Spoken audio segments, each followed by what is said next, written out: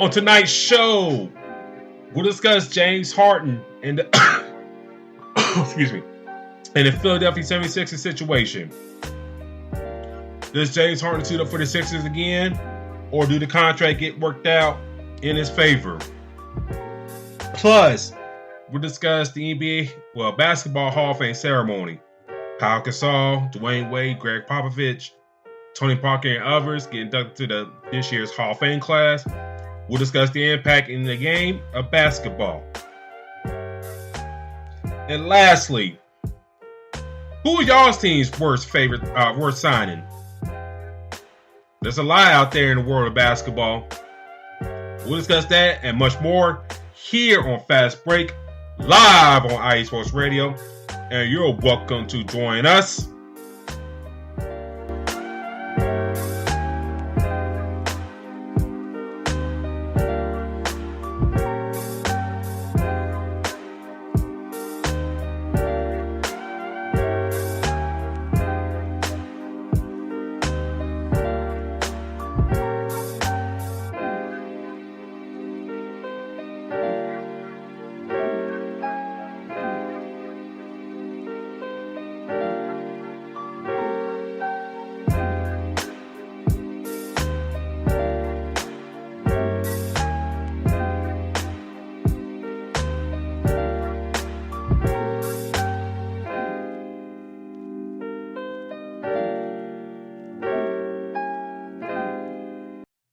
And join us as you shout tonight, ladies and gentlemen. Lots to talk about, lots to get into.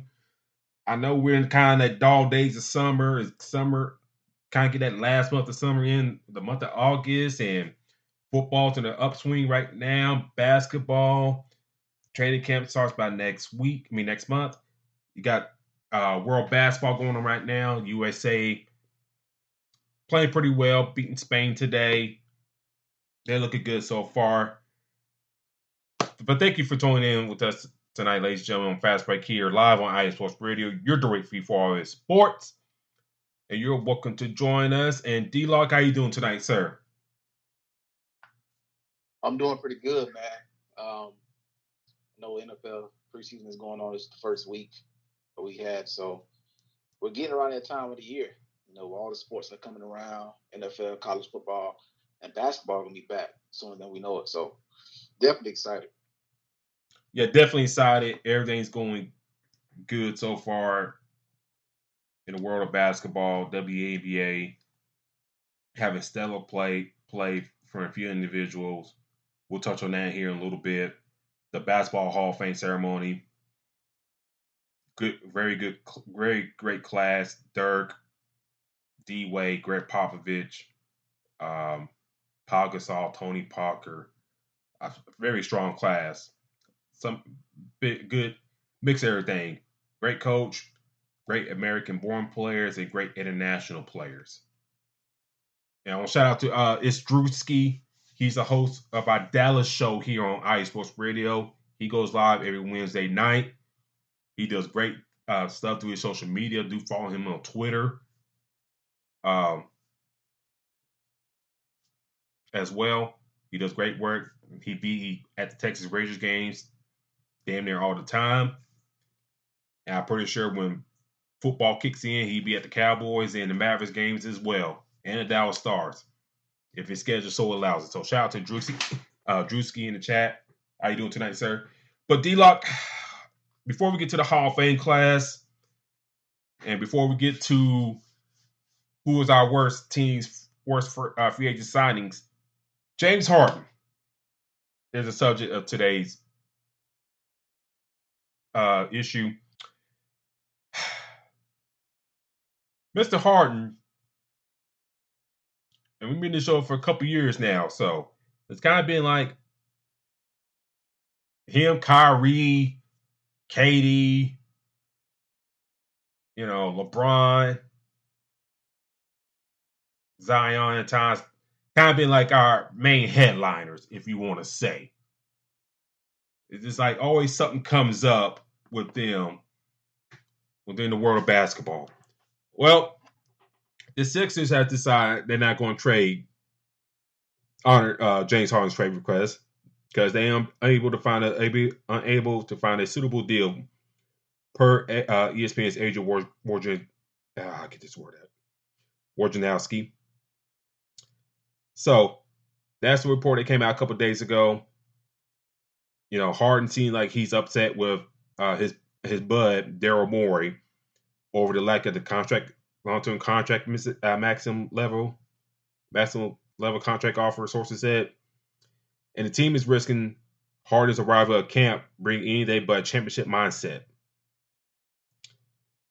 Philly D-Lock previously agreed to scout out a potential trade after Harden agreed to pick up his $35.6 million player option last June. However, Wojnarowski noted that Philadelphia's asking price was steep. Of course, you're doing Daryl Morey. That's why. And that no teams were willing to meet the demands. Harden turns 34 on August 26. Averaged about 21 points. His preferred destination has always been like the Clippers for some odd reason. But, they never got the deal done. So, D-Lock, I pose a question to you. Does James Harden suit up for the 76ers again? Well, I think he does suit up again, but I think we're going to see him in another professor outfit. Because, as the quote say, we've seen this story before. We've seen how James Harden is when he is somewhere he does not want to be. And to be in a place where you don't want to be, and we've seen him actually, I literally seen a clip earlier where somebody stole the ball, playing good defense on him. And the ball kind of dribbled out of his hand and went back. So he just kind of just let it slowly go back there and have the defender pick it up and score on him on that steal. So I think he does play. But I don't think we're going to see the best James Harden. I did see also reports saying he's going to be the best shape of his life this year. He's going to be putting up MVP type numbers, which I definitely think that's possible. It's probably a selling point for other teams like the Clippers to make that trade for him. But he doesn't want to be in Philly. And we've seen what happens when he doesn't want to be somewhere. They came to an agreement as far as, them extending him, and they'll, trade him after, him opting in, stuff like that. Philly goes against that. Now James Harden's going to respond. So to me, I think for sure he does suit up. I think the biggest question is, when do we actually see him get traded? Because it's going to happen for the trade deadline. Like I said, we'll see him wear that suit with Philly and then go somewhere else and be in the best shape of his life. So I think he does. But it's going to be a big issue with a player like the MVP and Joel Embiid. So I definitely think we're going to see some comments and thoughts that Joel Embiid is going to have towards this situation. I just I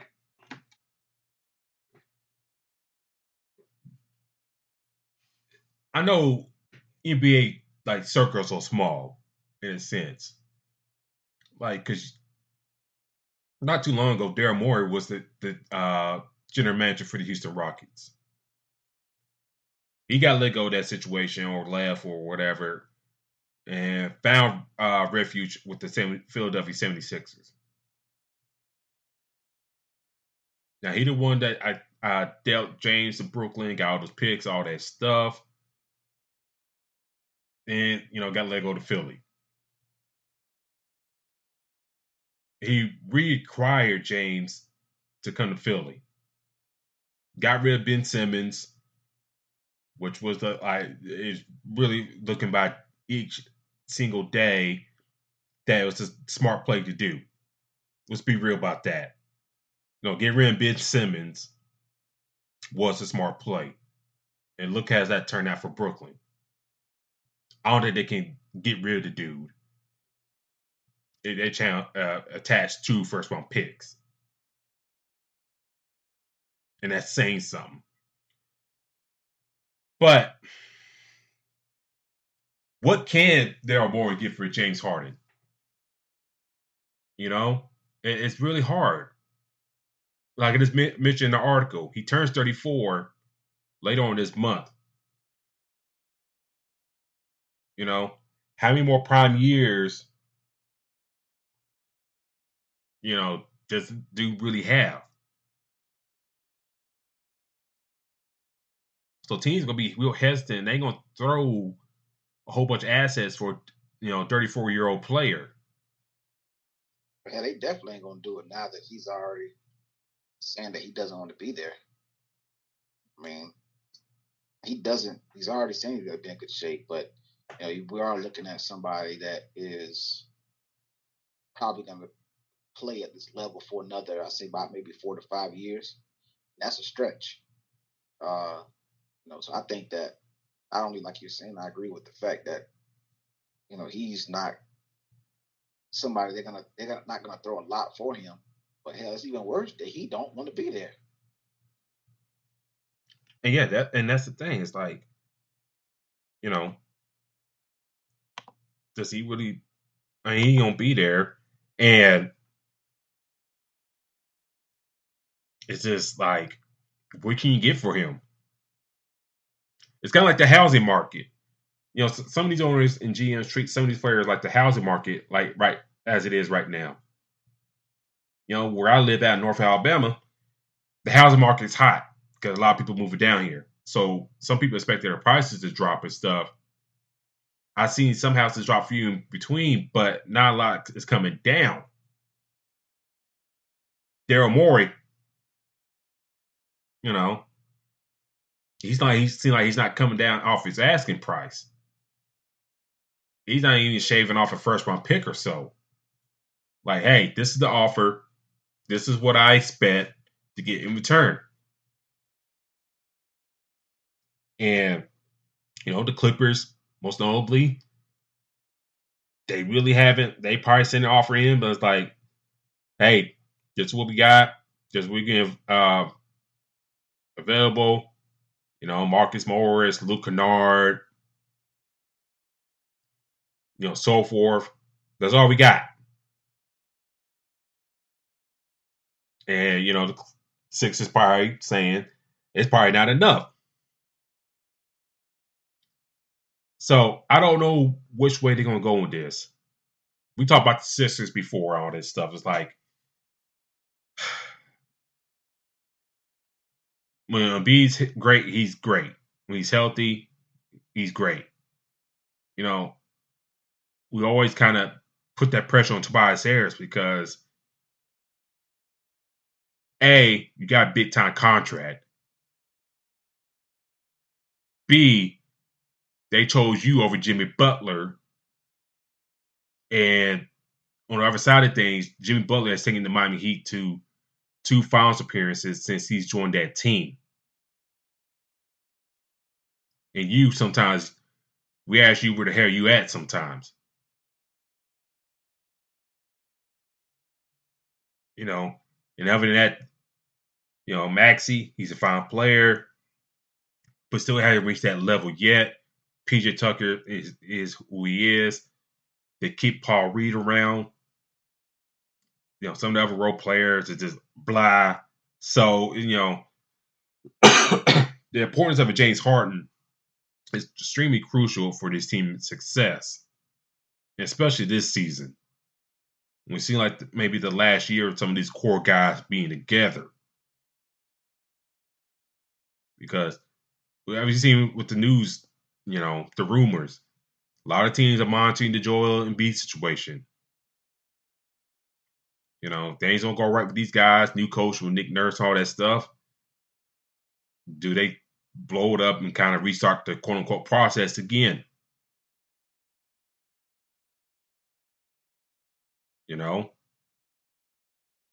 If they don't make it past the second round, do you blow it up? What can you get for a James Harden? Do you have to maybe ask other teams to get involved to get maybe appease everybody? Like a Portland, Miami, and the Clippers. Maybe work out something that way.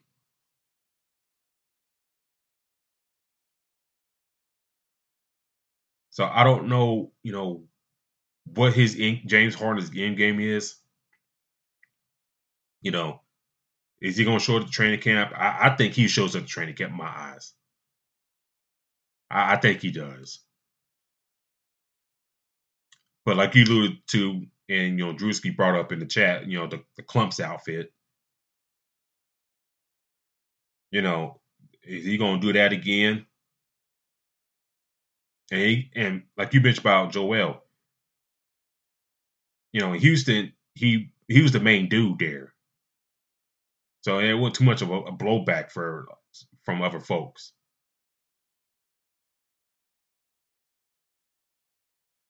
Here in Philly, we know Joel speaks his mind, and if he's half-assing it or trying to do what he needs to do to get out of town, Joel's gonna call him out. And how much did that hurt his stock to get traded?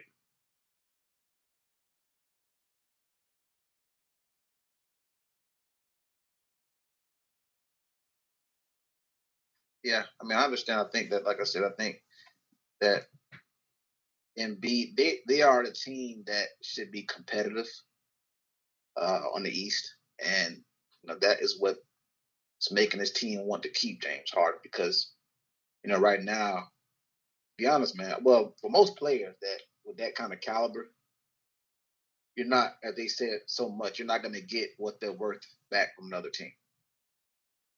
Looking at what the Clippers have, you're probably not going to get, something similar to what you would want for James Harden.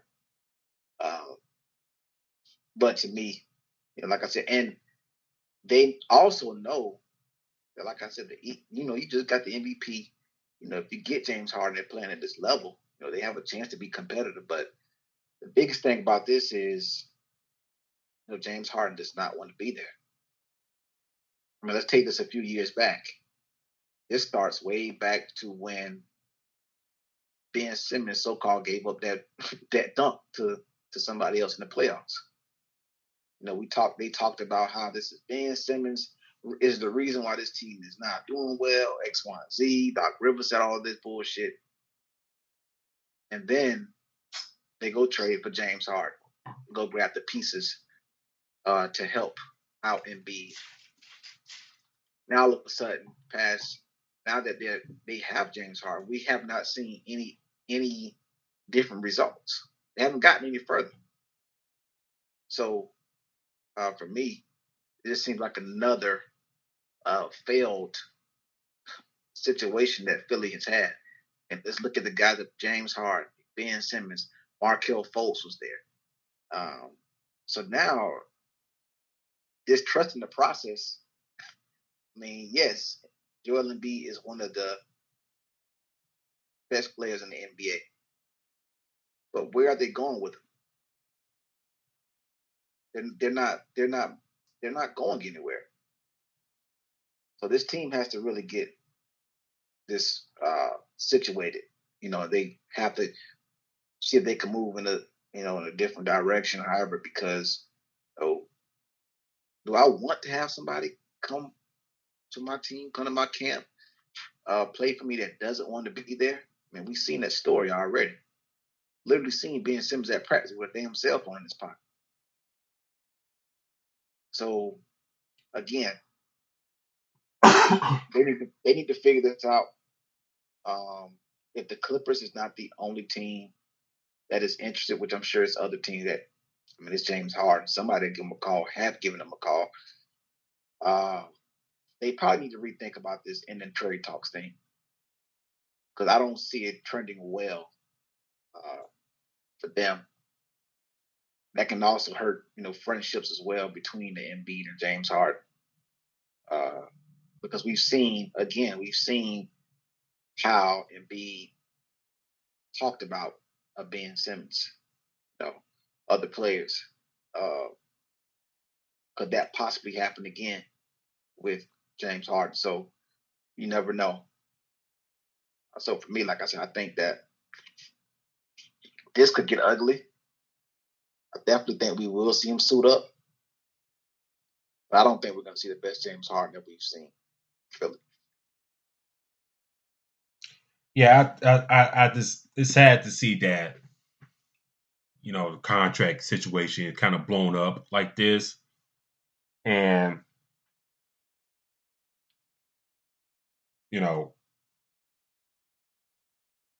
if the Sixers will remain competitive, you would think the contract would got done, but it seems like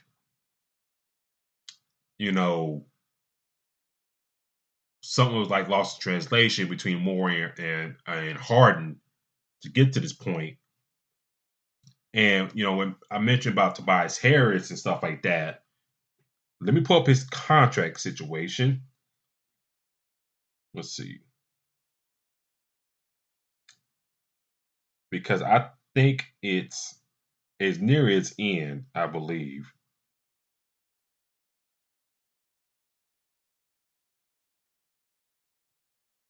Yeah. Yep. This is the last year of his contract. He would earn base salary $39 million, close to 40. So this is the last year of his Tobias Harris's contract.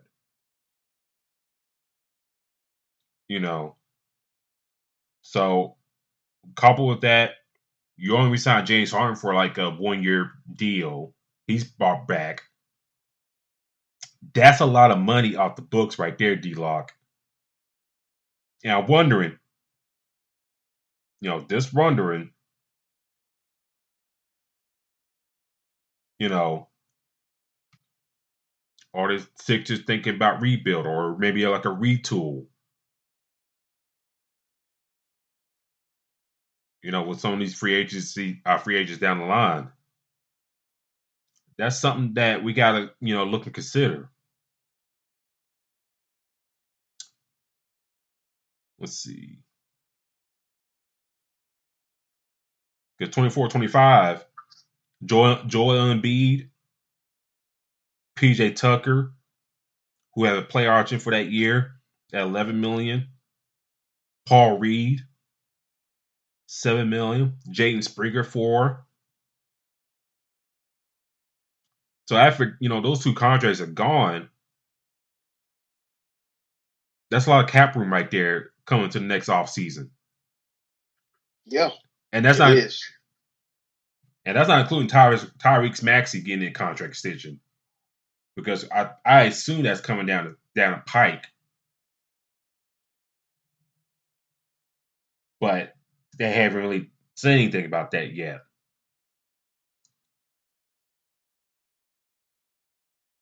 So Maxey, Daniel House,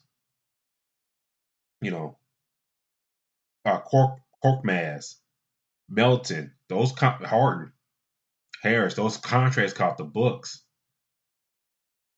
So if things don't go right this season, you can sell Harden and Embiid and maybe do another rebuild.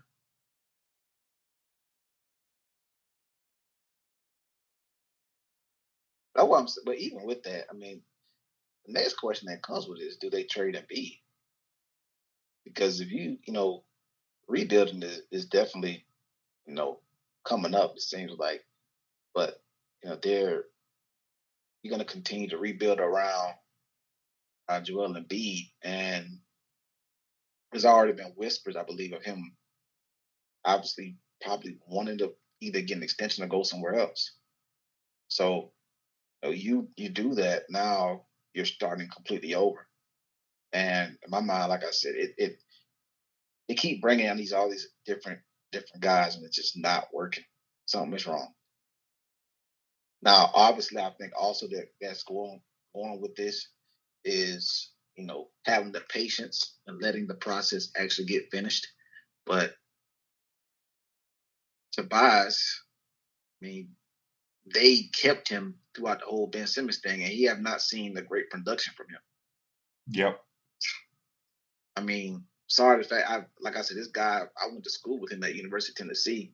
I hate to say it, but he just hasn't done too much over there in Philly like that. So for me, He could be, he could be one of the problems that is seeing why this team is not getting to that next level. Tyrese Maxey, I think he's one of those players that they can't build around. Something is not right there. And now we're talking about somebody like a James Harden, who we've seen bounce from place to place. And if he don't want to be somewhere, he let their ass know, look, I don't want to be here. And it's clearly shown in his play and everything. Still kind of trying to figure out, do he want to win or do he just want to collect his money and just play ball? So me, I think that team needs to,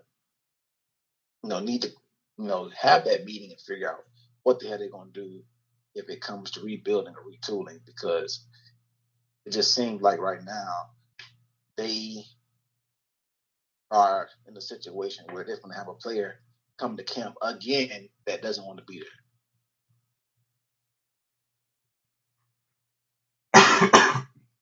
Before we talk about the NBA Hall of Fame, this is some of the guys that are potential NBA free agents next year. There's like contract expiring, all that stuff. Pascal Siakam, Buddy Hield, Royce O'Neal, Klay Thompson, Marcus Morris, Cole Anthony, Isaac Okoro, Patrick Williams, going down as James Wiseman, Malachi Flynn, Emmanuel Quickly, J.D. McDaniels, a guy that's really rising up in the league circles, Josh Green, Kyra Lewis, Sadiq Bey, Monty Morris, Markel Fultz, Kyle Lowry, Doug McDermott, Gary Trent, Spencer Dinwiddie, DeMar DeRozan, Jared Vanderbilt, Robert Covington, former Philadelphia Sixer, Malik Monk. So, some of these guys that's named out,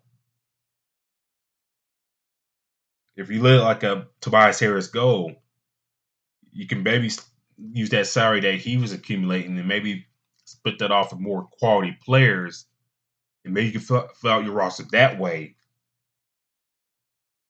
But, do you really want to do that?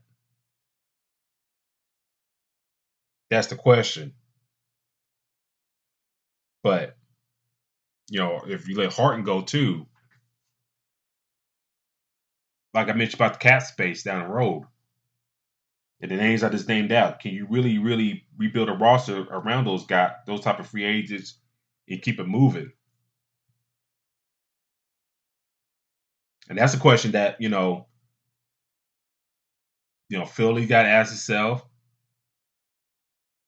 Joel Embiid's got to ask himself. Because, hey, James Harden's gone. Tobias is gone. They kind of wishy-washy giving Maxey a contract extension. I'll make this clear. With Maxey, he should be at least a third, fourth option on a very good team. Don't worry about he's good, but I don't think, he's like, okay, option 2 behind Joel Embiid. I don't think he's there. No one will be number 3 and 4, but I just think number 1, like that, if Joel Embiid goes out, I'm okay with him carrying the load. I was like, he's not there. So, and that brings the question, where do you go from there?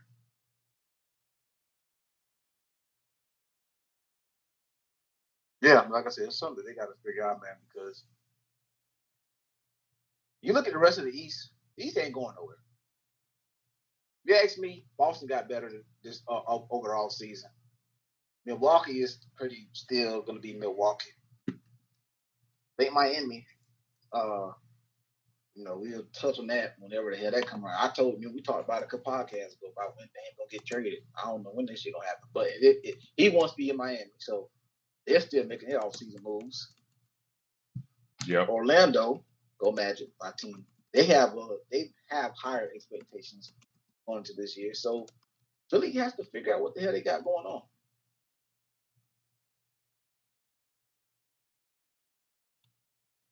So yeah, we'll we'll discuss Philly down the road. I'm pretty sure that subject ain't going away. So we'll just keep an eye on Philly. What happens between Daryl Morey, James Harden, all that stuff. Even Joel Embiid. We'll discuss all that stuff. And it's just keep an eye on that situation. But D-Lock, the 2023 Basketball Hall of Fame class were in Stroud yesterday. A very good, strong class. Lots of good names. Lots of names that I thought that maybe should have been in already. But we'll go through the list and all that stuff. The class of 2023 North American Committee. Pau Gasol. Gene Cady, former coach of Western Kentucky and Purdue. Got a very strong coaching tree coming out of Purdue. A lot of good names out of there. Dirk Nowitzki. No, I not to put anything else on that. Tony Parker, Greg Popovich, Dwayne Wade, David Hickson, Gene Best. Now, for those that don't know, David Hickson, he is I'll pull it up real quick.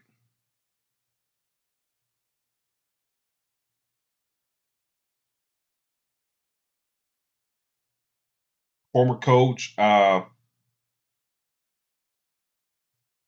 an American Division III.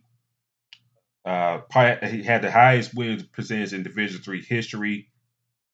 At Amherst, won a lot of championships there. Went to a lot of semifinals with Amherst. He also coached soccer and track at Amherst. So he did a lot of great things at Amherst at his time, Division III level at that. And to get, inducted to the Basketball Hall of Fame is a great accomplishment to him and all his success.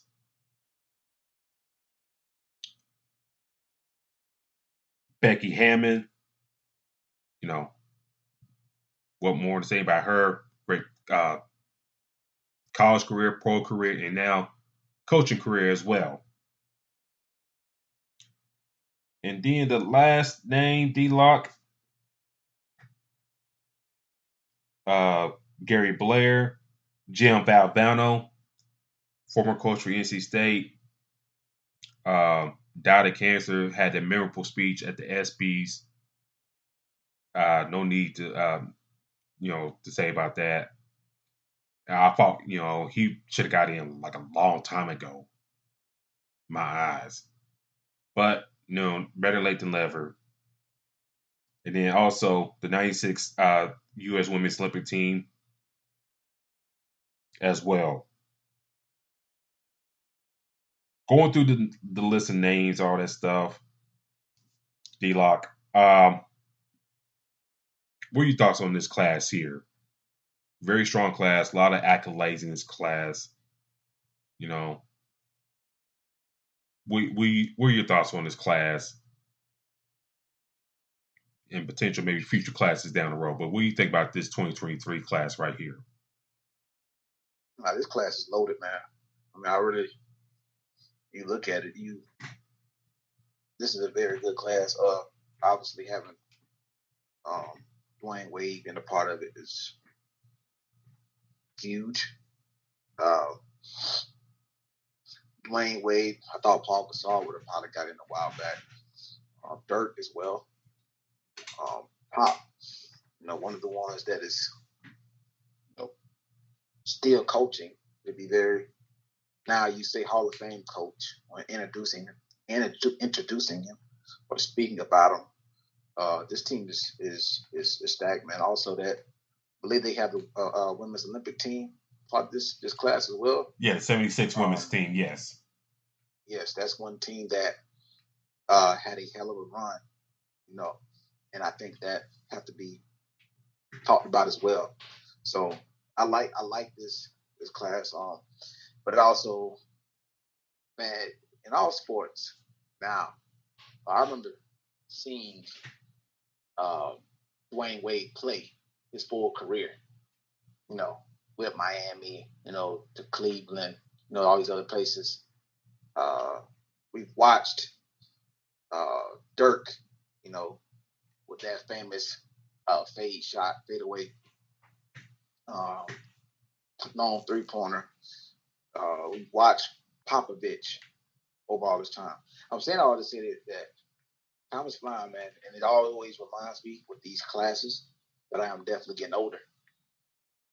Because I remember literally seeing Tony Parker, playing with the Spurs, and just thought that he was one of the better players I've seen, and now he's actually in the Hall of Fame. Not to take it towards football, but even with seeing the Football Hall of Fame as well, seeing some of these guys go in, it was just like, damn, like I remember actually watching them play, their whole career.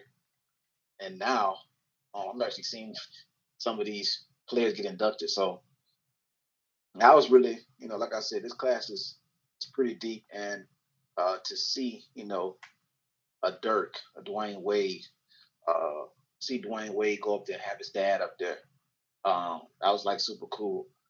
So, some of these people that did get in a little bit later, but it deserved it, they're added on to the class as well with Gene Best and Gary Blair. So for me, I think that this is probably one of the best classes that we've seen, and it's only going to get better. So I think that you watch this class,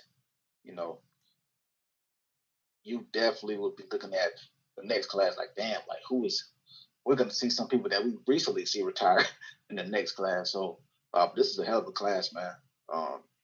Like I said, I think it'll continue to grow, and we'll see better players getting into the Hall of Fame. I'm going to the player side of things first. Shout out to the chat. Shout out to Drewski saying, well, we'll get that worst free agent signing in a little bit. But he said, big shout out to Becky Hammond. Yeah. Yeah, where she came from to get where she at right now. Yeah. Big shout out to her. Shout out to Taryn Rodriguez. Thank you for tuning in with us. I know the grinding work sometimes and hopping on. I appreciate that, sir. And get your worst free agent signing in the chat. Who you think the Lakers' worst free agent signing was, or Clippers, or who else you could think of? Who are the worst free agent signings in your eyes? Real quick for the players. As a Laker fan, Pau Gasol really came in at a time when the Lakers, if you're a Laker fan, you kind of remember that season when he came in the trade deadline. If y'all remember, the Lakers were kind of like in the top of the West. They're 1-2 in the top of the West at that time period. When they got Gasol. But before they got Gasol, excuse me. And I think that's when Andrew Bynum went down with the knee injury, his first of many, unfortunately. So, you had Kobe, Bynum, Lamar Odom, kind of like the main people of that team. Kwame Brown was still on that team as well, but was backing up Andrew Bynum. God, who else was on that squad? I'm trying to remember. Javaris Crittenden, who got part of that trade and sitting in prison for murder now. Let's see. I'm pulling it up right now. Luke Walton.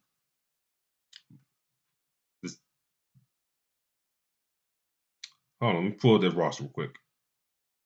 Yeah, yep. Trevor Ariza, Kwame Brown, Andrew Biden, Brian Cook, Stretch Big Man can shoot. Mo Evans, Jordan Farmar, Derek Fisher, DJ Benga, Chris Mim, Ira Newble.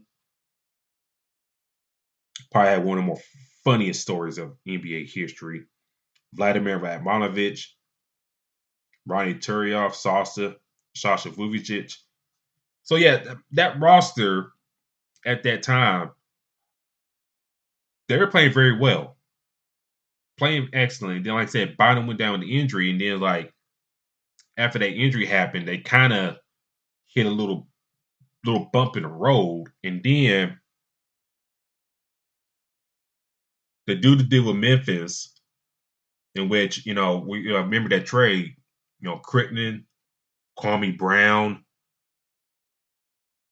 the draft rights to Powell's brother Mark, because Mark was drafted by the Lakers, and he's still over in Spain. And I feel like they threw somebody else in there, or I think that was it. But you get Gasol, things go back up, right the ship.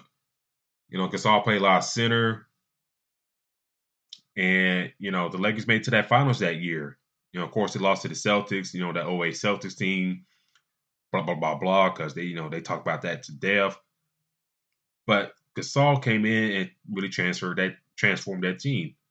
They helped carry that team to 3 straight finals appearances, winning 2 of them. And I always be a favorite of mine, Laker of mine, a great mid-range shooter. At the 4 position, which I think a lot of bigs have lost the art on.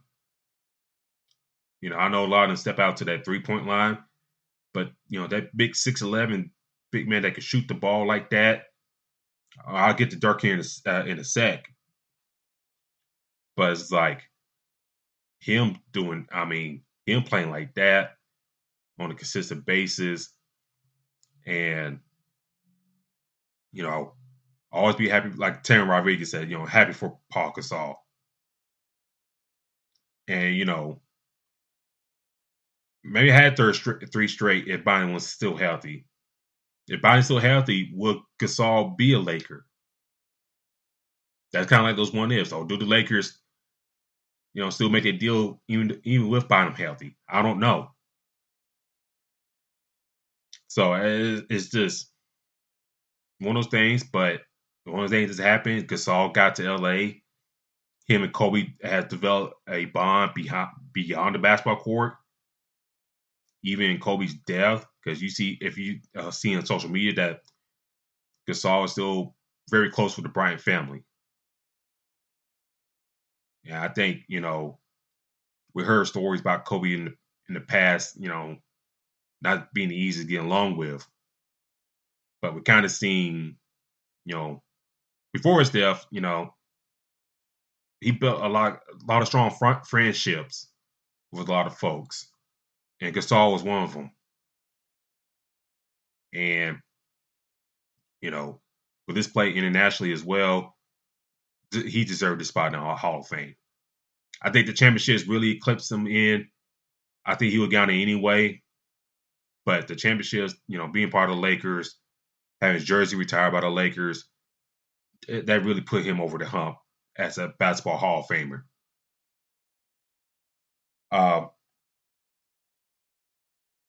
Just also going down the list, D-Lock, Dwayne Wade getting in.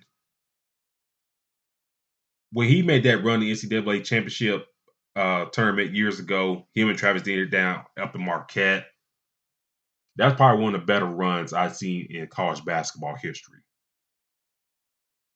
And basically, him and Travis Deaner, I forgot the dude's name, the coach. What was his name?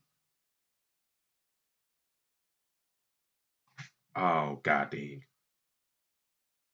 Coach at Indiana, then got a job at Georgia. Oh, God, what's his name?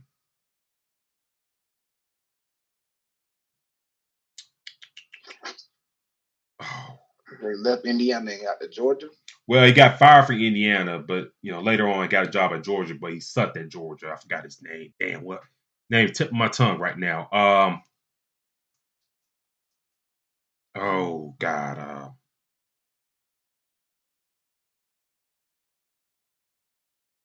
Let me pull. I pulled up. I apologize. That dude's name is like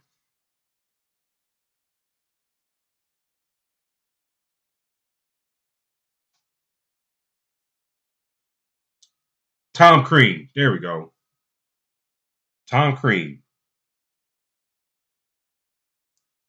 You know, basically his play in that Final Four run basically gave Tom Crean that Indiana job down the line, and Tom Crean is basically a mid coach, but greatly benefit from Wade's success. And then, as we seen from Wade carry that success in the NBA, probably one of the best shooting guards ever. Um, that '06 finals, against those Mavs, really carried that team to that championship.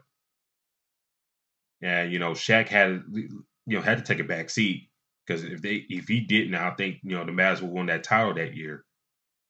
But his play in those NBA finals was one to remember, and he was well deserved that NBA Finals MVP that year. And he had to make some sacrifices. D-Lock, sacrifice money to bring LeBron, Chris Bosh in. They didn't win the amount of titles that they hoped, but it was very successful if you really look at it. And then, kind of bounced around to Chicago, Cleveland, and stuff like that. But, came back on to Miami, finished strong. And now, he's hosting a game show on TBS. So, one of the best shooting guards ever. I think, injuries kind of hurt some things for him. But I just think, in my eyes, like, this is one of the better guards ever. And, it's so funny. Him along with Chris Bosh, Carmelo Anthony, it's always that one if with that draft class. If if the Pistons had a redo, who do they take?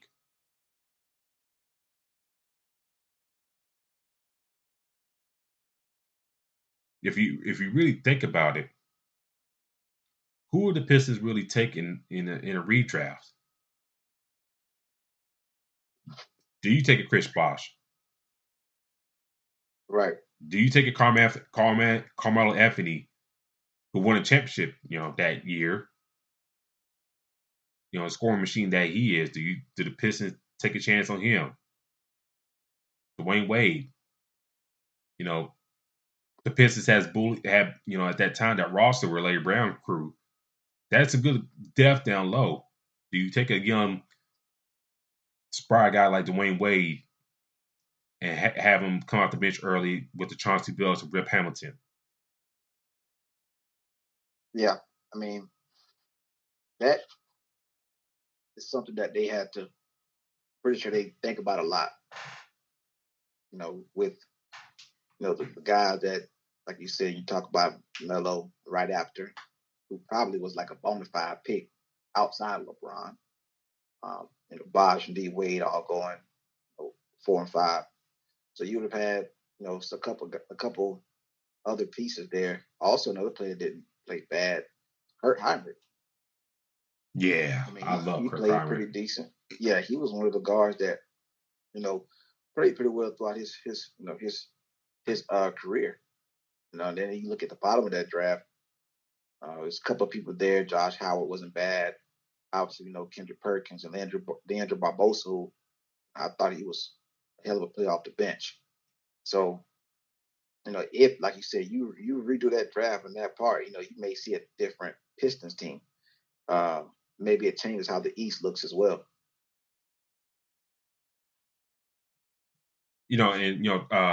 Taryn brought up, Darko Milicic. At that time, I don't blame the Pistons taking him in a sense because if he develops well, familiar Dirk Nowitzki would lead me to him. If he could, and by that time, Dirk is like one of the better players in the NBA. A 7-foot big man that can that damn one-legged shot, D-Lock. That's damn near unguardable. Yep. And we kind of see it like in Jokic, how slow as he is, and sometimes, but when he shoots, it's like you can be on his face and he still make the shit. And with Dirk, if Darko could develop like a Dirk or something like that, the Pistons got a winner and they can continue their success, like you alluded to, and how much different the East will look. Because after that 2000 run with Detroit with Rip Hamilton and crew, all that stuff, they trade Chauncey for Allen. That didn't go well. Rip Hamilton getting old, Taysom getting old, Rasheed, gone away. Ben Wallace signed a big deal with Chicago. And then, they try to make it up with like Ben Gordon, Charlie Villaneva, driving Rodney Stuckey and stuff like that, but it really didn't stick. And ever since then, Detroit's kind of been on like a free fall in a sense. So,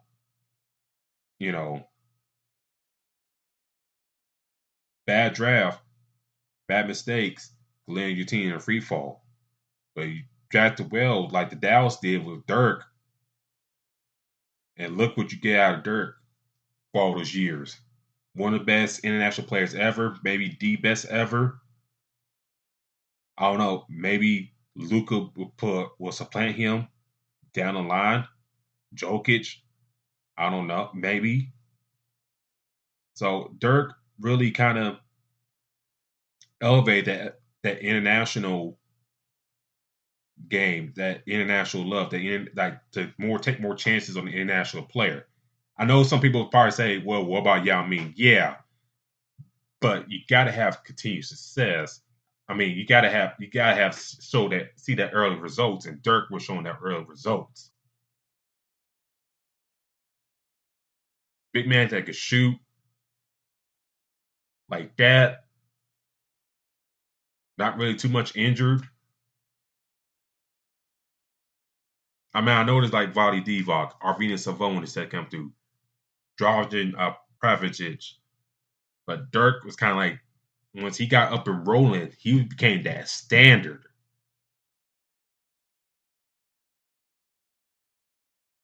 And you saw that like down the line on all these NBA drafts, especially in the early 2000s, they take these tall, lanky white dudes from, Turkey, Czech Republic, etc., thinking they may get the next Dirk, and they flame out.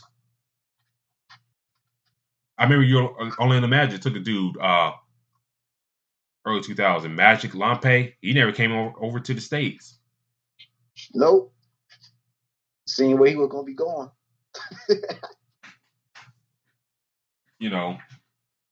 And all that stuff. But Dirk was that standard. Now, you got Jokic now. Gasol International. Gasol brothers. Luka. So, Dirk's impact carried a lot of weight. Not only for like the NBA style, but you kind of see like in his home country, like it kind of really elevated that game up a little bit because you really can't think of another German player coming through the ranks like that before he did. So, I mean, when he went against my Lakers and stuff like that, and he make this one-legged shots, it pissed me off. And there also was a time that he almost became a Laker. And I kind of wish that happened. Him and Kobe have been deadly. But, I salute him, same with the Mavs. Kind of like Kobe in a sense. They kind of just let him weather to the sand and didn't really do much to kind of make one more final push. But, it is what it is. But you can't take away his accomplishments. He did get the one ring. You always kind of wondered if maybe a couple more were lost. But, I think he won't take nothing back. And now he's enshrined to the NBA Hall of Fame. Just real quick, other names, Greg Popovich. What more can we say about him? One of the greatest coaches ever. Came into a Spurs situation as a front office guy. Had the rift with Dennis Rodman, all that type of stuff. Became a coach. Got the lottery rebounds with Tim Duncan. And then the rest was history. Got David Robinson back healthy, and then you're off to the races. And then, we talk about the international influence. Him drafting Tony Parker along in this class, Manu Ginobili. Some of the other names like Rosso Nesterovic. Find those type of guys that kind of, Tiago Splitter. Frischboy Alberto. Those type of guys that come in, play well, do what they need to do. Pop comes with that military background, and that success worked. It worked. Had one of the best players ever in Tim Duncan.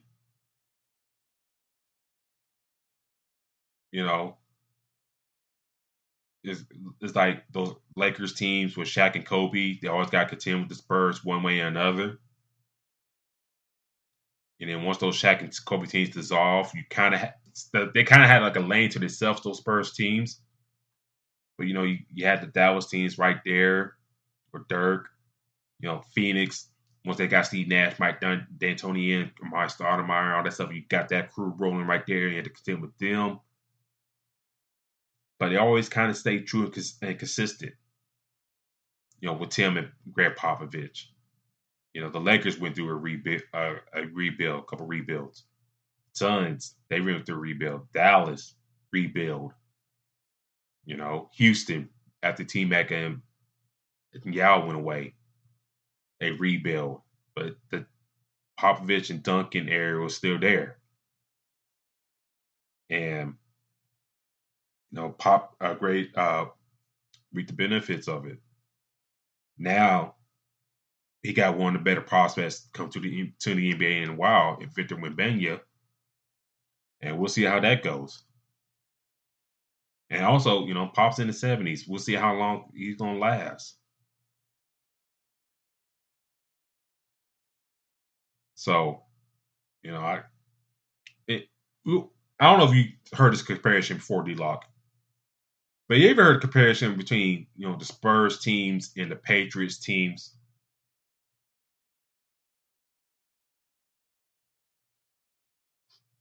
You said comparison between the Pacers and the Pistons? No, the Patriots, the NFL Patriots, and the comparison to the Spurs. Oh yeah, hell yeah. I mean, how the franchises are built, having that coach, and then the players that they have. It's like they don't have that one. Well, they do have that one guy that can just dominate, but he's spreading the wealth or spreading the helping all the other players. Like a Tom Brady for the longest, who had numerous receivers like a David Givens, who nobody really talks about. Jan Branch, who was the MVP of the first Super Bowl. Other multiple tight ends over there. You go to Tim Duncan, in San Antonio, who had Tony Parker, Manu Ginobili, Kawhi Leonard, all these other pieces. So very much comparison, man, to both of those teams, and it fits well too. Yeah, it fits well. Besides the cheating, it fits well. You get in, get that system in. You know, like Drewski saying, Pop and Bill are the same type of coaches with their cultures. Excuse me. You know, you get like an athlete you could build them around, like a Tim Duncan and Tom Brady, and then like later on you filter in those other pieces, like a Manu, Tony Parker, as your stable places, and then on the Patriots side, Tom, um, who else I can think of, like you mentioned, David Givens, Deion Branch, Teddy Bruschi, Mike Vrabel, Vince Wilfork, those guys. And then, the Spurs side, like you saw get in like other guys, role players like Steven Jackson, for example. And then Brent Barry, and you continue to assess, even down the line, you draft a nice young superstar like Kawhi Leonard.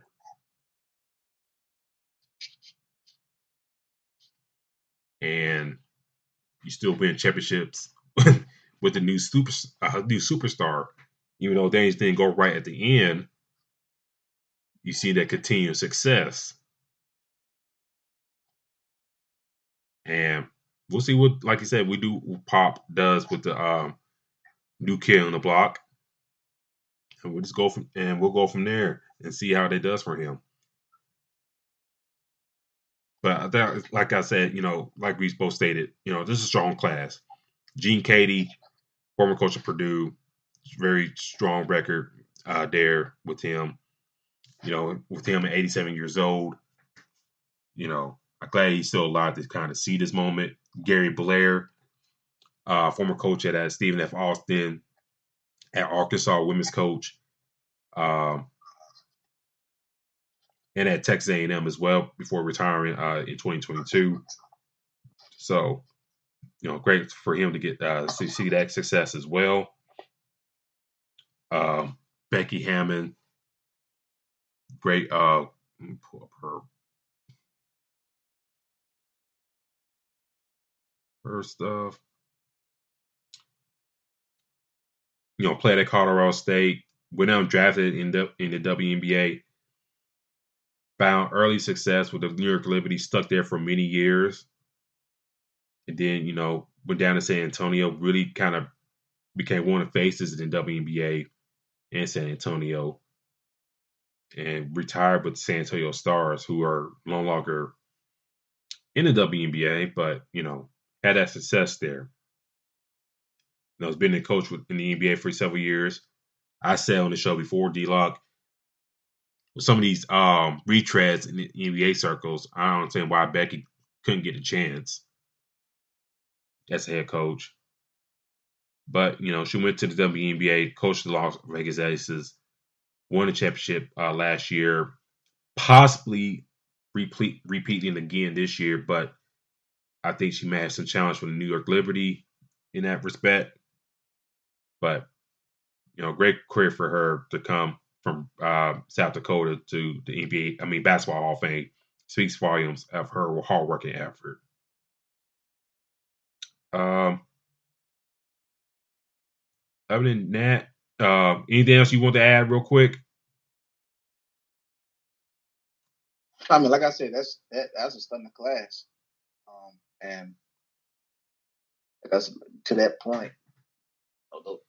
Those Spurs teams, we know who led those teams and got them there. Pop is playing a big part, and I think, like I said, with who he has now in Victor, we're gonna see, but he may have another, 10 to 15 years in his books with somebody like this. So yeah, great class. We'll see who gets inducted next year. Don't have the list who's potentially be added next year. Let me pull that up real quick. I'm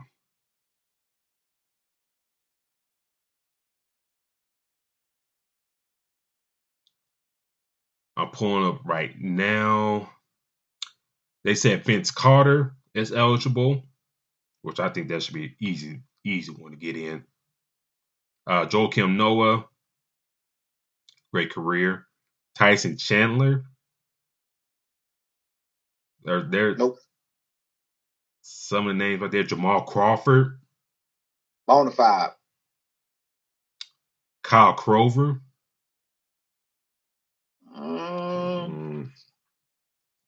Not right now.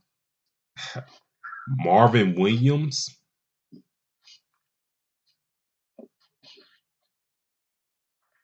Nah, I ain't. Nah. I thought he'd be I thought he's gonna be one of the next big things in basketball when he came out of UNC, but it just never really got there. He falls in that, that Tim Thomas, Lamar Odom to a degree. Who else I could think of?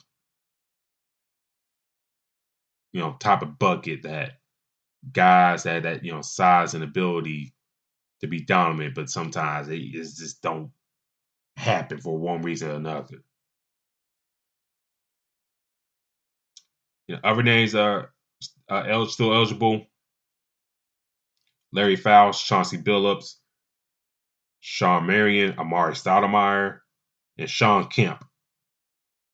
So there's other names right there. So we'll see who get inducted between those guys. I don't know, Terrence. Was he part of the bubble? No. That's the White who's part of the bubble championship. I think Chandler was the year before or the year after.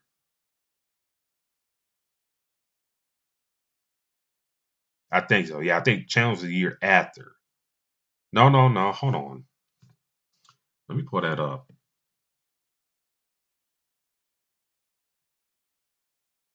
Tyson Chandler. Let's see.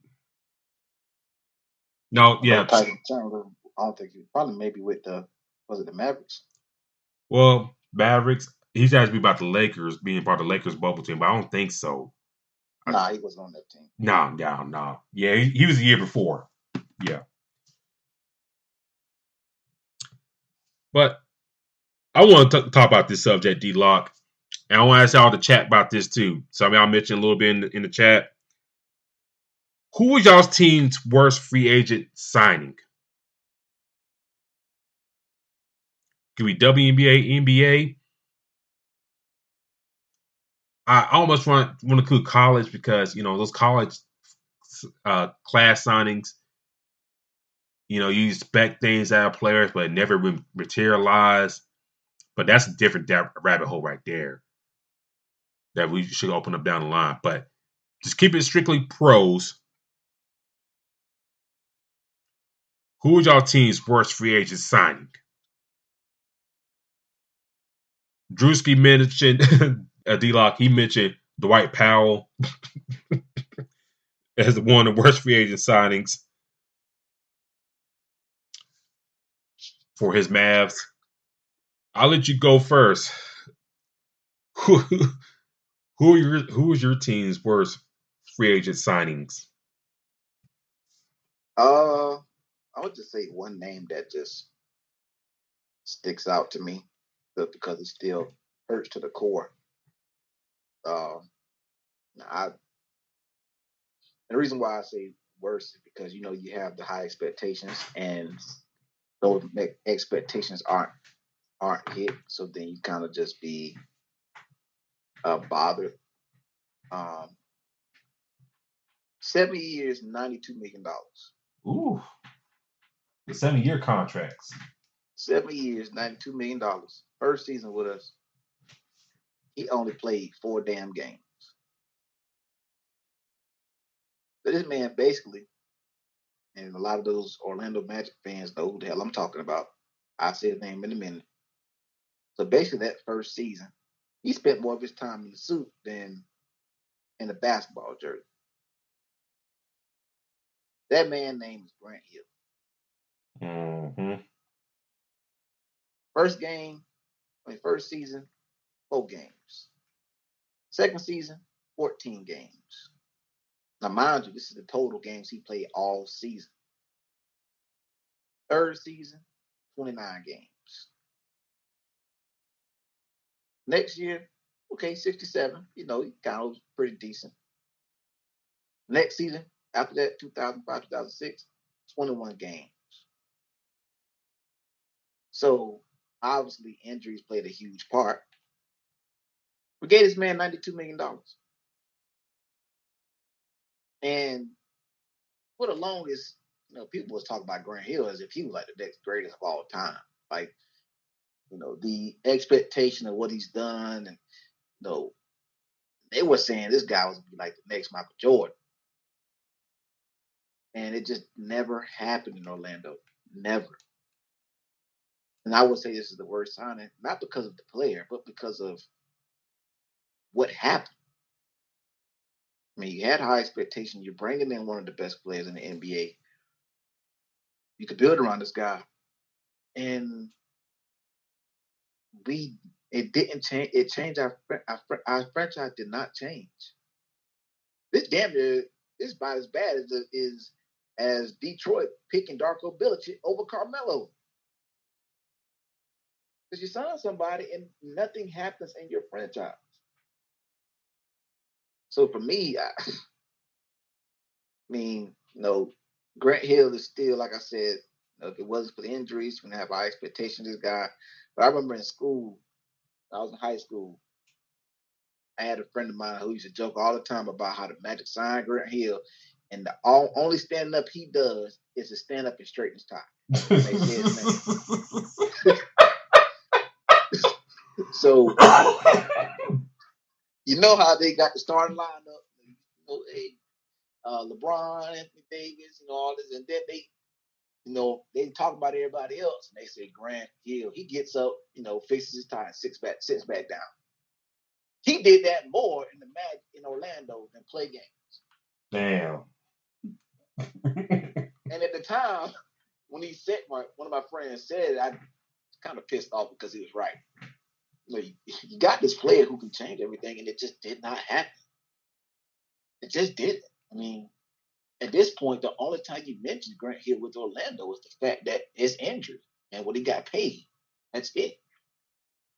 So for me, there's a lot of other people here. We even signed Patrick Ewing. So I can keep going down the list if I want to. But this tops it all. Mainly because of the expectation that we had bringing in somebody like Grant Hill at the caliber of player that he was at the time. So Grant Hill takes the cake. He also takes $92 million. And living in Florida, too. No state income. Yeah. Oh, yeah. And don't forget, he's in Orlando. This dude was literally probably going to Disney World anytime he wanted. Like, his kids living it up around that time. He had it made. The Magic just was trash the whole time.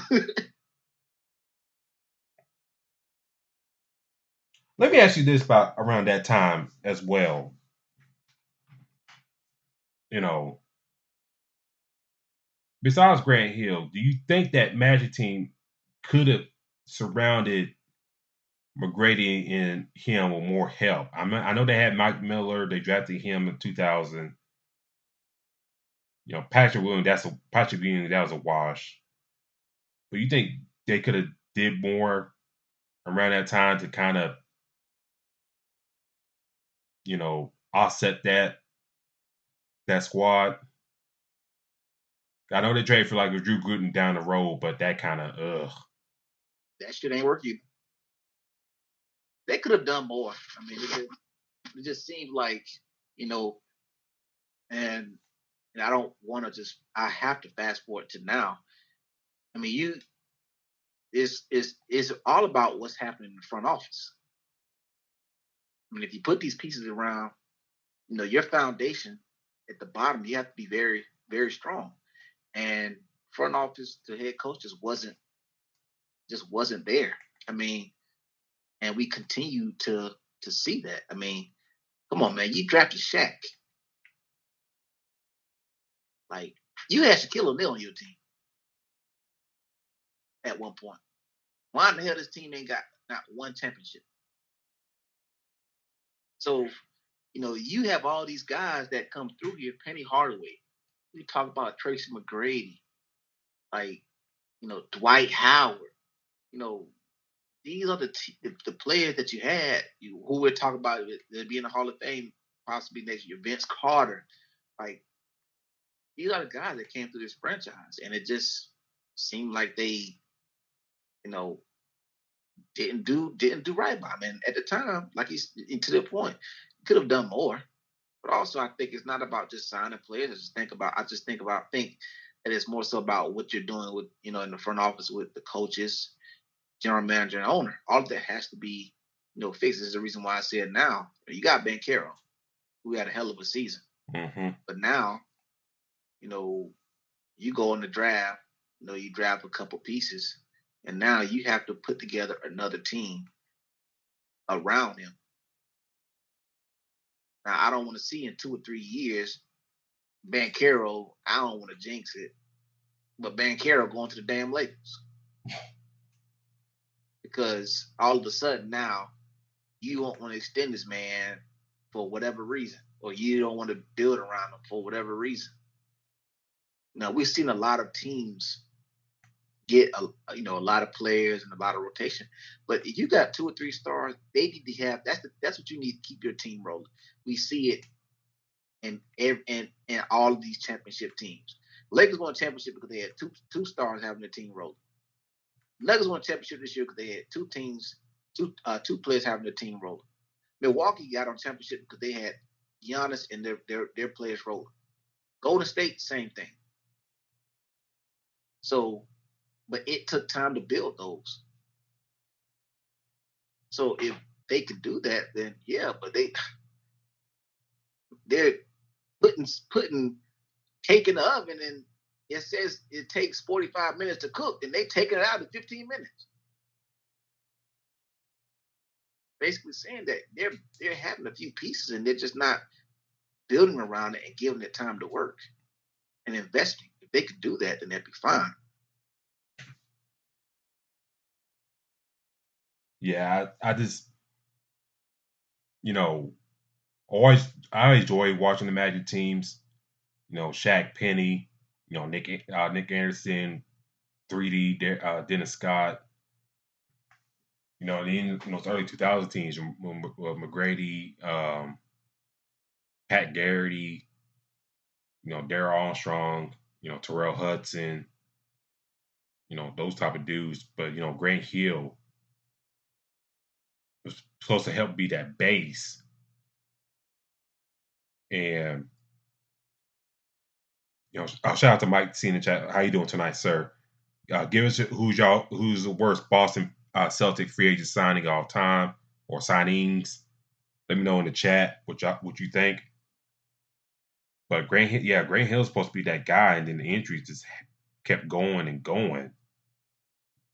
And you had to wonder, especially as a Magic fan, you probably wonder if this guy was healthy, along with McGrady, especially how weak that East was back in the day. On teams you really had to contend with was like, Anton Walker and Paul Pierce up in Boston, Vince Carter up in Toronto, Vince Carter, and a bunch of dogs, basically up there. You had Glenn Robinson up in Milwaukee with Ray Allen. You had those Pacers teams that were there as well, but once they had Jermaine O'Neal, they really started cooking. But if Grant Hill could have stayed healthy for that squad, you could have had some finals appearances there.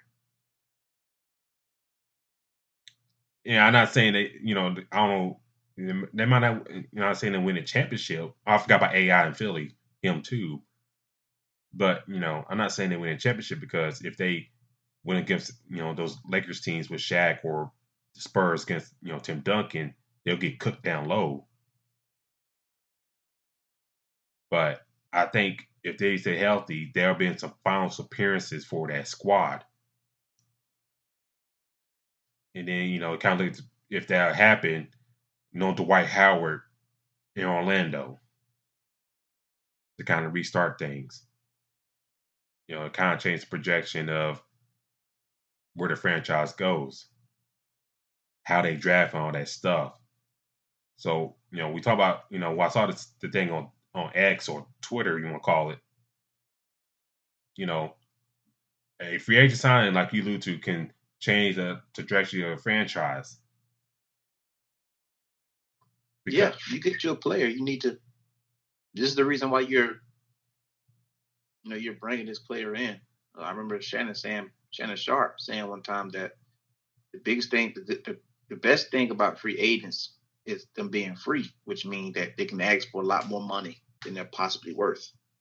So, that means that these teams are going to have to come out the pocket and make a deal with the player that needs to make a big difference on their team. And then y'all traded McGrady down to Houston for Katina Mobley and Steve Francis. That didn't really work out. And then, like I said, you landed Dwight Howard, and then you're off to the races there. With him. For me, real quick, for the Lakers, Taryn brought up Luau Deng.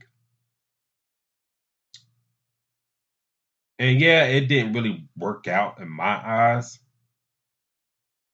For me, might see saying, for the Celtics, worst free agent signing for him is Vin Baker. Yeah. Damn, Vin Baker didn't have that alcohol issues. Damn, you talking about a borderline Hall of Fame player right there. It's just those damn alcohol issues that's got in his way sometimes. For me, the Lakers. Luol Deng is up there. But in that same free agent signing class, they signed Timothy Mozgov. Now the Lakers want to rebuild.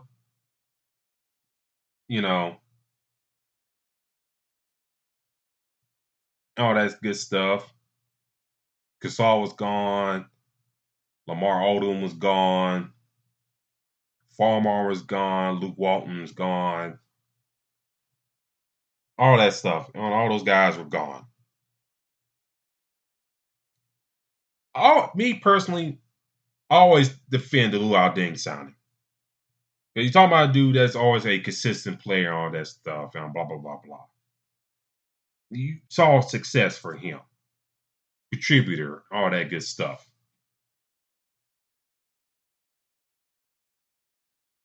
Did it work out? Hell no. Hell no. It didn't work out at all. But that Timothy Mozgov signing is one of the reasons why Mitch Kupchak ain't in LA no more. And is in Charlotte fucking up that franchise right now as we speak. With some of the damn dealings he's done, and we cover on this show.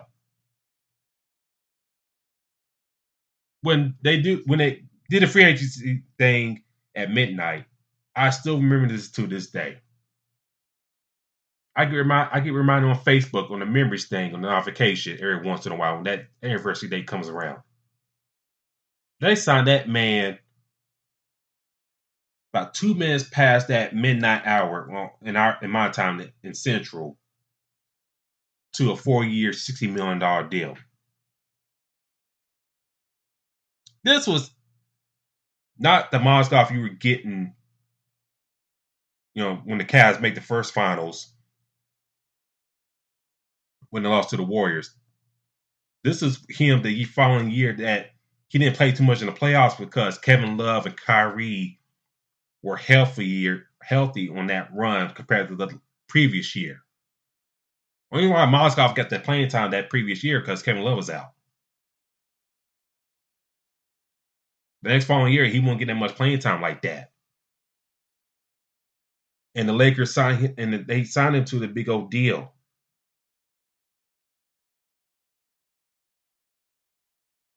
And along with Luol Deng, it didn't work out.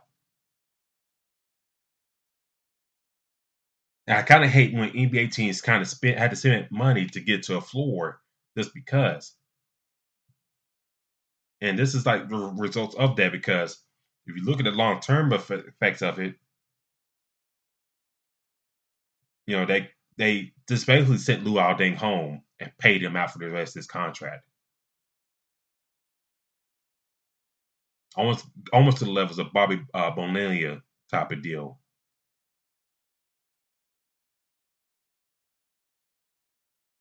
But the Moscow sign is like, why? You know? It's just, why? And he got traded the next year to the Nets. And then he got traded to your Magic the following year. Oh my gosh. I knew it was coming. But, they signed him after that championship year in Cleveland. And he didn't last like just a damn year.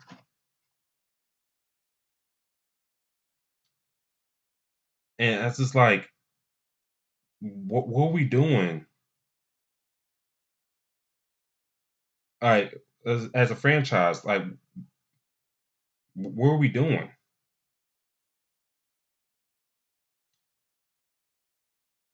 I trying to pull it up. Hang on a second. That was Luke Walton's first year, I believe. So he signed him along with Luau. You had Brandon Ingram, Larry Nance, Julius Randle, D'Angelo Russell, that young squad. Lou Williams, Nick Young. Ugh, that was another bad signing. And Zubac, who they really never gave a chance to. And look, he's on the other side of the locker room playing pretty damn well for the Clippers. So you didn't let the young kid develop. You traded him down the line. And he's been in the locker room for years, and you still trying to figure out that center position up to now.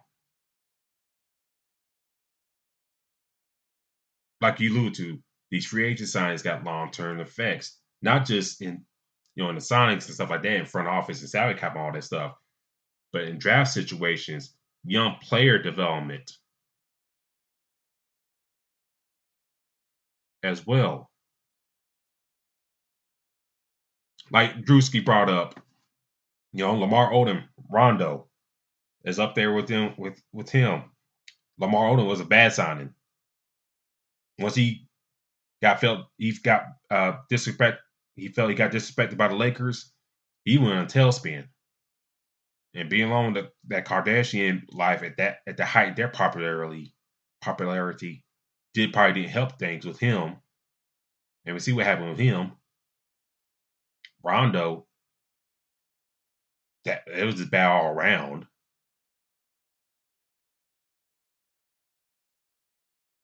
Mike brought up Kemba and Gordon Hayward for the Celtics. Like you mentioned about the injury of Grant Hill, same thing with Gordon Hayward. Once that injury happened, it was never just the same for him. It took a while to get back. But, lucky for the Celtics, the injury kind of let the growth of the two young guys in Jason Tatum and Jaylen Brown to kind of take over. Now we talking about Jaylen Brown getting a big-time extension with the Celtics. Jason Tatum, one of the better players in the NBA, along with Jaylen Brown. should be in finals contention for years to come. So there's some silver lines with it. Kemba Walker, I thought it would be a great sign for the Celtics as well, but it didn't work out for the C's. It seemed like Kemba kind of lost his mojo when he went up to Boston. Now he's playing overseas,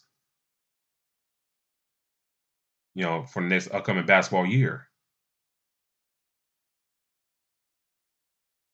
So, like we talk about these signings and stuff like that, it can derail a lot of things for your team's future, for immediate and long term. Some signings are great. Steve Nash going to Phoenix Suns, great.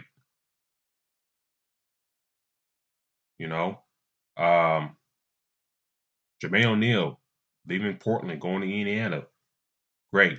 Jimmy Butler leaving Philly, going to Miami, great signing.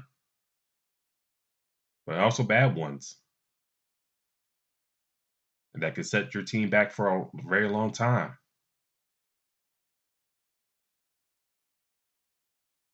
And it's going to continue to happen in the NBA until some of these GMs kind of wisen up and get smart. I'll let you have the last word. Every team has those signings that, like I said, impact the franchise, whether it's moving forward or going backwards. And it could be that one decision that can boost your franchise up forward or not. Now, one of the teams that don't make huge moves in the free agency is the San Antonio Spurs. They're really not that team that do that. I believe they signed DeRozan, and we see how that worked out for them. But the Lakers are one of the teams that when they do make a move, they go grab who they want, and it makes a big difference. And we've seen it time after time. Oh yes. But grabbing somebody like a LeBron, you see what it did for that franchise. So you're going to have hit or misses, but for the most part, I believe the Lakers have hit on a lot of their free agents. They got a few misses, but more hits than anything. But you do have some of those franchises, like the Orlando Magic. I think also another team like that is possibly the Washington Wizards. Pay a lot of money for somebody and it just doesn't pan out how they want to. Another team that has done that, it seems like they may be doing it right now also, the Chicago Bulls. So, but again, we always see these big deals, and we'll continue seeing them for years to come. I think I've seen Spencer Dinwiddie next year can get a 3-year, $128 million contract next year. So, somebody's going to possibly sign him. Now, is it going to be a hit or miss? We'll find out when the time comes around. But again, one franchise signing can, like I said, move you forward or move you backwards. Is depending on how some teams go, sometimes you can build to the draft, but how the NBA is going now, you're going to need that superstar or that big impact player. And like I said, the Magic, we pick up people and then I don't know what the hell we do after that. We get them here and they start going to Disney World all the time, and just like they get the day in the NBA, I guess.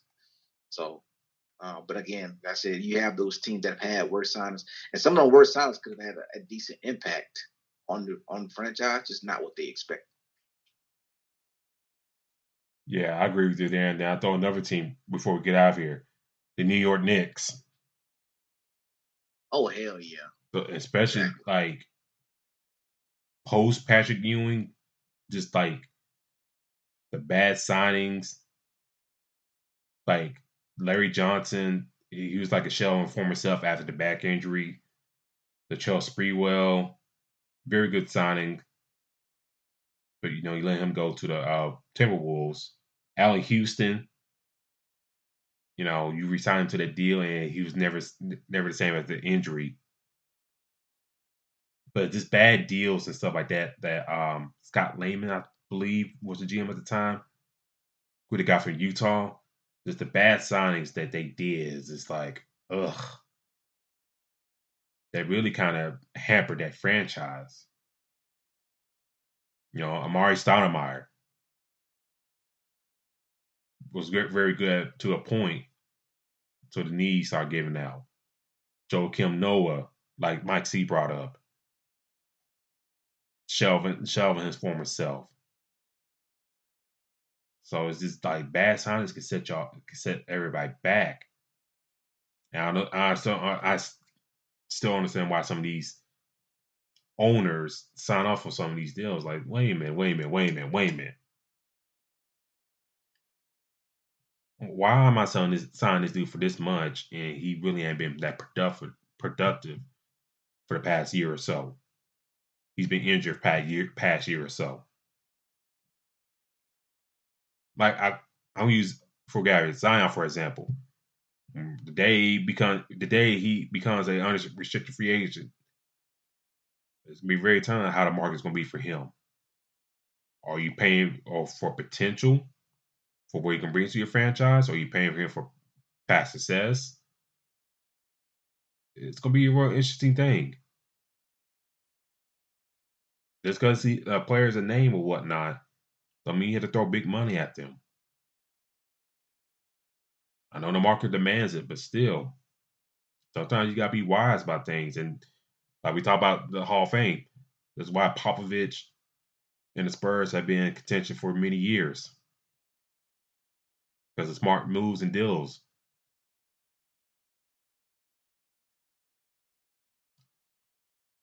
But, ladies and gentlemen, this has been our show tonight. Thank you for tuning in with us.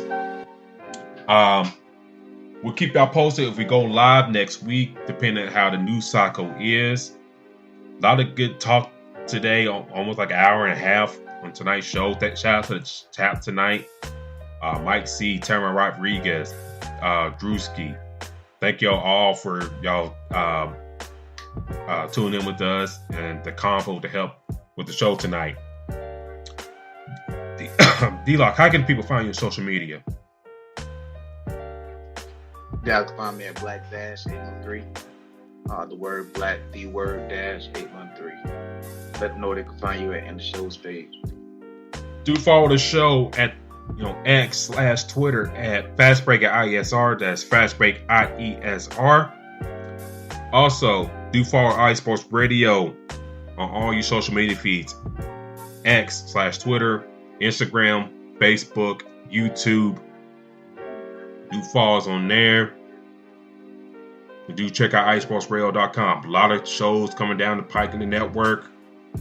Football season getting in gear. You see some of the guys in the chat. SoCal Sports, Dallas, Boston. Football season around the corner. Do tune in and check out iSportsRadio.com for your latest shows, news, and feeds. We got almost all major NFL markets. We're getting there. Houston has just been added. We're working on other ones, so please do tune in.